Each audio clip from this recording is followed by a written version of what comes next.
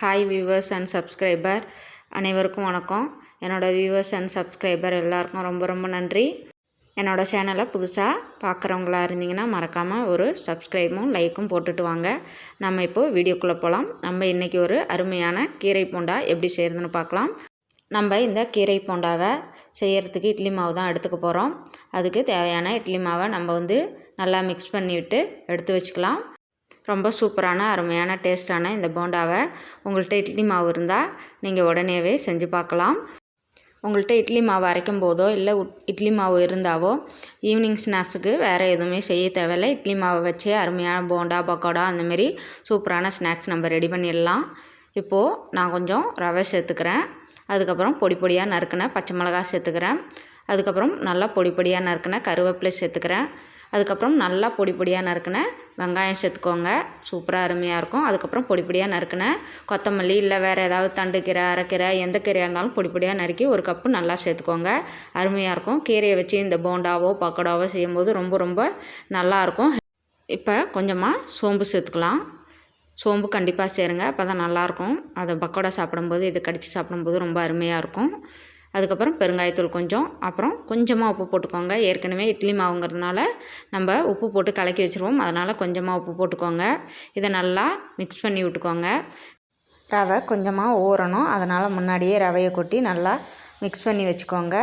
அதுக்கப்புறம் நம்ம கொஞ்சமாக கடலை மாவு சேர்க்க போகிறோம். கடலை மாவு சேர்த்தா இன்னும் வாசமாக இருக்கும், ரொம்ப டேஸ்ட்டாக இருக்கும். அந்த புளிப்பு சுவை தெரியாது, அதனால் கடலை மாவு கண்டிப்பாக சேர்க்கணும். அதுக்கப்புறம் கார்ன்ஃப்ளவர் சேருங்க. கார்ன்ஃப்ளவர் எதுக்கு சேர்க்குறோன்னா மொறு மொறுன்னு நல்லாயிருக்கும், கிரிப்ஸியாக இருக்கும் சாப்பிட்றதுக்கு. இதெல்லாம் நல்லா சேர்த்து நல்லா மிக்ஸ் பண்ணி விடுங்க. ஒரு 5 மினிட்ஸ் வச்சுட்டு அதுக்கப்புறம் நம்ம பக்கோடா போடுறதுக்கு ரெடி பண்ணிக்கலாம். எண்ணெய் சுட வச்சுக்கலாம்.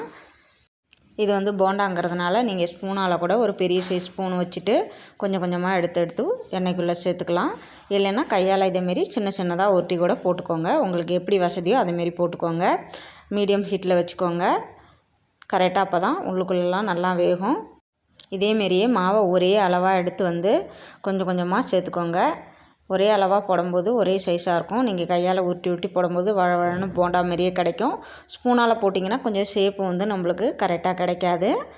ஷேப்பு அழகாக வேணுங்கிறவங்க கையாலேயே உருட்டி சேர்த்துக்கோங்க. உங்களுக்கு இந்த எண்ணெயில் எவ்வளோ போட முடியுமோ அவ்வளோ போண்டா போட்டுக்கோங்க. இந்தமாரி திருப்பி விட்ற கம்பியை வச்சு எல்லா போண்டாவையும் திருப்பி விட்டு நல்லா வேக வச்சுக்கோங்க. ஒரு 2 தாட்டி 3 தாட்டி திருப்பி விடுங்க. அப்போ தான் சூப்பராக வேகும் 2 பக்கமும். இல்லைனா ஒரு பக்கம் மட்டும் வேகும், ஒரு பக்கம் வெள்ளையாக இருக்கும், வேகாமல் இருக்கும் இந்த பக்கம் இருக்கிறதெல்லாம். அதனால் இந்தமாரி கம்பி வச்சு நல்லா திருப்பி விடுங்க.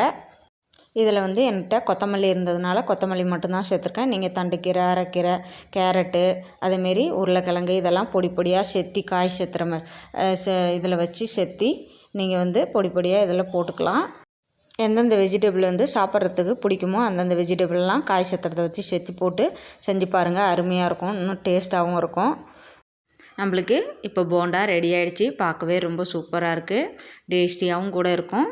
நீங்கள் மறக்காமல் நான் சொன்ன மாதிரி வெஜிடபிளோ கீரை எல்லாமே சேர்த்து பண்ணி பாருங்கள். இந்த மாதிரி இந்த வீடியோ பார்க்குற எல்லாருமே இட்லி மாவு கீரை போண்டா இல்லைனா இட்லி மாவு வெஜிடபிள் போண்டா பண்ணி பாருங்கள். கண்டிப்பாக பண்ணி பாருங்கள், ரொம்ப ரொம்ப அருமையாக இருக்கும். பாருங்கள், நான் உடச்சி காட்டுறேன். ரொம்ப சாஃப்டாக எல்லாம் உள்ளுக்குள்ளேயே நல்லா வெந்திருக்கு. வீடியோ பார்க்குற அனைவருமே மறக்காமல் கண்டிப்பாக பண்ணி பாருங்கள். அருமையான ரெசிபி, ரொம்ப டேஸ்டியான ரெசிபியும் கூட.